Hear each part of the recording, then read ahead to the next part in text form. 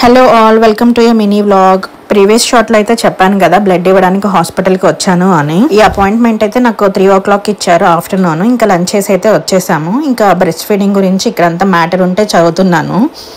ఈ రూమ్కి అయితే ఇప్పుడే ఫస్ట్ టైం కదా వచ్చాము అని అనుకుంటున్నాను, కానీ కాదు. లాస్ట్ టైం షుగర్ టెస్ట్కి అయితే ఇదే రూమ్కి వచ్చాను. అక్కడ ఇలా ర్యాప్లైజ్ వాటర్ అయితే ఉన్నాయి. ఇంకా చూసి గుర్తుపట్టాను అనమాట, లాస్ట్ టైం షుగర్ టెస్ట్కి సేమ్ రూమ్కి వచ్చాను కదా అని. ఇంకా తర్వాత అయితే మిడ్ వైఫ్ పిలిచింది ఇంకా బ్లడ్ తీసుకోవడానికి. అండ్ ఇక్కడ అర్థం కాని ఇంకొక పాయింట్ ఏంటంటే, బ్లడ్ టెస్ట్ అప్పుడు బ్లడ్ ఎక్కువ తీసుకుంటారు అనిపిస్తుంది. 2 bottles అయితే ఇక్కడ తీసుకున్నారు. నా ఈ ప్రెగ్నెన్సీ జర్నీలో అయితే చాలానే తీసుకున్నారు. వీళ్ళు కొంచెం ఎక్కువ తీసుకొని ఇంకా రేపు డెలివరీ టైంలో ఎక్కువ బ్లడ్ లాస్ అయ్యి ఇంకా అదంతా మనకి రికవరీ అవ్వాలంటే చాలా టైమే పడుతుంది. బట్ ఏం చేస్తాం, తప్పదు కదా. బ్లడ్ టెస్ట్, బీపీ, ఇంకా వెయిట్, బేబీ హార్ట్ బీట్ ఇవన్నీ అయితే చెక్ చేశారు. అండ్ ఇంకా రేపు హాస్పిటల్లో అడ్మిట్ అయినప్పుడు మనల్ని ఎవరెవరు మీట్ అవుతారు, వాళ్ళ ప్రొసీజర్ ఏంటి అనేది అంతా ఎక్స్ప్లెయిన్ చేశారు. అండ్ మనకి ఏమైనా అర్థం కాకపోయినా కొంచెం పేషెన్స్గా మళ్ళీ చెప్తారు.